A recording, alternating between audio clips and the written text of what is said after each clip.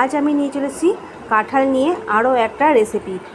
এই রেসিপি কিন্তু আমার নয়, আগেই আমি তোমাদের বলে দিচ্ছি, এই রেসিপি হচ্ছে আমার মা ঠাকুমারা, তো তাদের কিন্তু এই রেসিপি, তারা কিন্তু ছোটোবেলায় একসময় আমাদের এইভাবে কিন্তু বানিয়ে করিয়ে খাওয়াতো।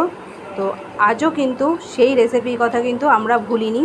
তো যারা যারা এই রকমভাবে খেয়েছো, এরকম রেসিপি বানাও এখনও পর্যন্ত ঘরে, তারা কিন্তু অবশ্যই আমাকে কমেন্ট জানাবে।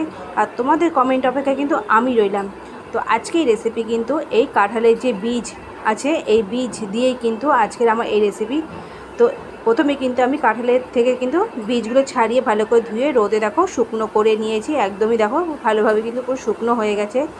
কাঁঠালের কি দানাগুলো যখন শুকনো হয়ে যায় ঠিক এরকম কিন্তু হয়ে আসে। আর ভালোভাবে শুকিয়ে গেলে কিন্তু দানার যে ওপরে যে একটা খোসার মতো থাকে, সেটা কিন্তু দেখো খুব সহজেই কিন্তু ছাড়ানো যায় হাত দিয়ে।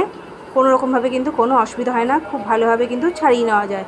আর যদি কোনো রকমভাবে তোমরা যদি ছাড়াতে যদি না পারো, তাহলে কিন্তু অবশ্যই কিন্তু ছুরি দিয়ে কিন্তু একটুখানি হালকা করে কিন্তু মানে দাই করলেই, চাপলেই কিন্তু এই খোসাগুলো ছাড়ানো হয়ে যায়। তো এই দেখো আমি কিন্তু কাঁঠালের বীজেতে খোসাটা আছে, সমস্ত খোসাগুলো দেখো আমি কিন্তু ছাড়িয়ে নিয়েছি। ঠিক এই রকমভাবে কিন্তু ভালোভাবে যদি শুকনো করা যায় রোদে, তাহলে কিন্তু খোসা খুব সহজে আর ভালোভাবে কিন্তু ছাড়িয়ে নেওয়া যায়, কোনো রকমভাবে কোনো অসুবিধা হয় না। এবার কিন্তু এগুলোকে আমি ঠিক এইভাবে কিন্তু বটি দিয়ে কাটতে হবে। এটা কিন্তু ছুরি দিয়ে কাটলে তোমরা কাটতে পারো, তবে কিন্তু খুব রিস্ক হয়ে যাবে। ছুরি দিয়ে কাটলে কিন্তু অনেক সময় হাত কেটে যাওয়ার ভয় থাকে, তবে কিন্তু বটি দিয়ে কাটলে কিন্তু বেশি ভালো। তো আমি কিন্তু ঠিক এইভাবে কিন্তু গোল গোল করে কেটে তারপর কিন্তু এরকম পাতলা পাতলা করে কিন্তু আমি কুচিয়ে নিচ্ছি। দেখো ঠিক এরকম করে কিন্তু আমি কেটে নেব। তো বন্ধু, তোমাদের কাছে কিন্তু আমার একটাই অনুরোধ, যে তোমরা প্লিজ আমার পুরো ভিডিওটা দেখো, দেখে তোমরা লাইক শেয়ার কমেন্ট করো। নতুন যারা বন্ধু আছে তাদের কাছে অনুরোধ যে তোমরা প্লিজ আমার চ্যানেলটাকে ছোট্ট একটা লাইক আর সাবস্ক্রাইব করে আমার পাশে থেকো। তোমরা আমার পাশে থাকলে আমি জীবনে চলার পথে একটু উৎসাহ পাই, নতুন নতুন ভিডিও বানাবার প্রেরণা জাগে। আর আমরা এখানে যে উদ্দেশ্য নিয়ে নেমেছি, সেই উদ্দেশ্য তাহলে কিন্তু আমরা ঠিক সফল হবই।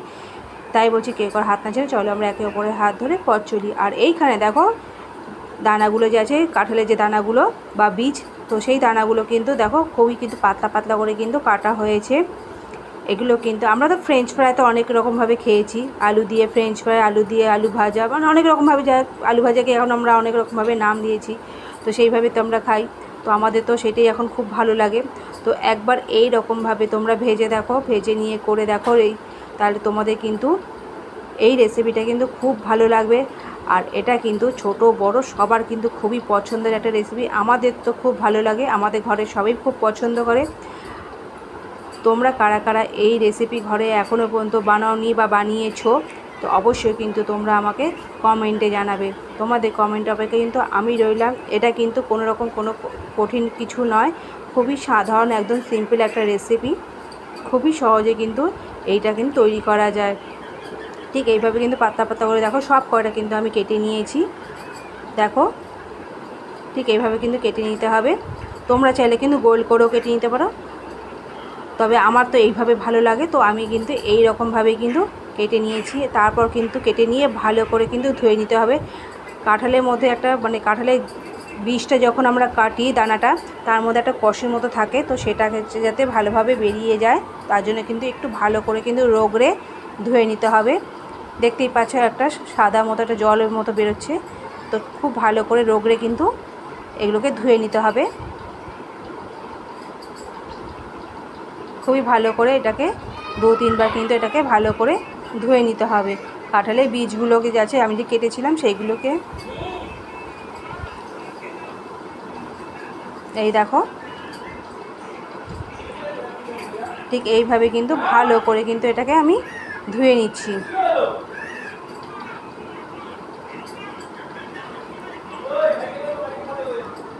এবার এটার মধ্যে কিন্তু কিচ্ছু দেব না, শুধু একটু কিন্তু নুন দিয়ে আমি 5 থেকে 7 মিনিট কিন্তু আমি এটাকে রেখে দেবো, নুন মাখিয়ে রেখে দেবো।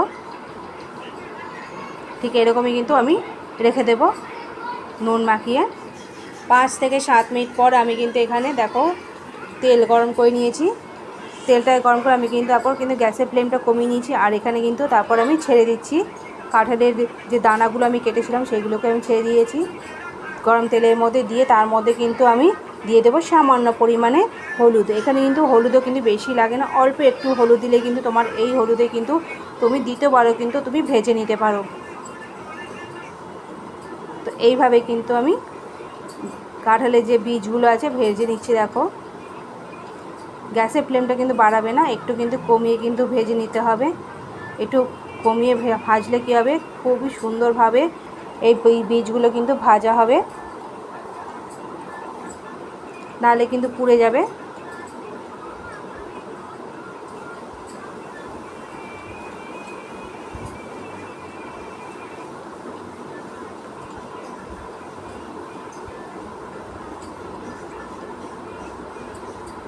ঠিক ভালো করে কিন্তু এগুলোকে যতক্ষণ না ব্রাউন কালারটা আসছে ততক্ষণ কিন্তু এটাকে ভালো করে ভেজে নিতে হবে।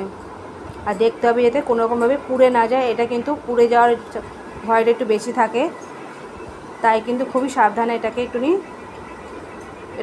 ভেজে নিতে হবে।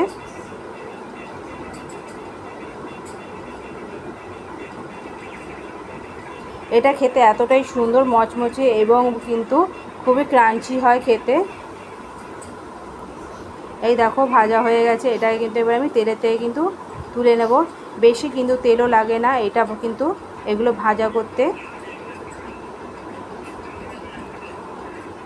তেল থেকে ঝরিয়ে নিয়ে আমি কিন্তু এগুলোকে তুলে নেব।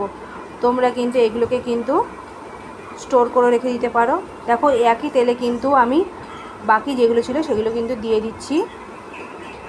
এর মধ্যে কিন্তু আমি আর কিচ্ছু দেবো না, হলুদ কিছু লাগবে না, পরে যেই হলুদটা প্রথমে দিচ্ছি সেই হলুদেই কিন্তু হয়ে যাবে। আর এখানে যে আমি প্রথমে যে ভেজে রেখেছিলাম, কি একটা টিফিন বাটির মধ্যে রেখেছি, তার মধ্যে দিলাম এখানে কিছুটা পরিমাণে বিট নুন আর দিলাম একটু চাট মশলা। এবার এর ওপরে আমি দিয়ে দেবো পরের যে আবার ভাজা করলাম সেই দানাগুলো ভেজে আবার তার উপরে দিয়ে দিলাম। দিয়ে এবার এইগুলোকে ভালো করে কিন্তু আমি একটা চামচ দিয়ে মিশিয়ে নেব।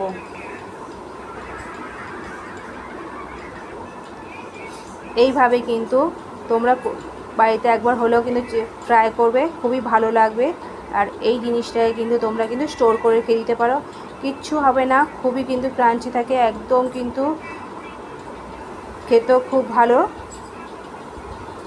সাথে সাথে যে খেতে হবে তার কোনো মানে নেই। তো আমি তো এইভাবে করে একটা টিফিন বাটির মধ্যে রেখে দিচ্ছি। তো আমি এইভাবেই করি, একটু বেশি করে ভেজে রেখে দিই, যখন আমার ইচ্ছা হয় তখন কিন্তু এখান থেকে আমি বের করে আমি কিন্তু এটা চায়ের সাথে বা এমনি যদি ভাতের সাথে বা তুমি শুধুও কিন্তু খেতে পারো, খুবই ভালো লাগে। এই কাঁঠালের বীজ বা দানা কিন্তু এই ঠিক এরকমভাবে ফ্রাই করে নাও। তো আমার এই রেসিপি তোমাদের কীরকম লাগলো তোমরা কিন্তু অবশ্যই আমাকে জানাবে, তোমাদের কমেন্ট অপেক্ষায় কিন্তু আমি রইলাম।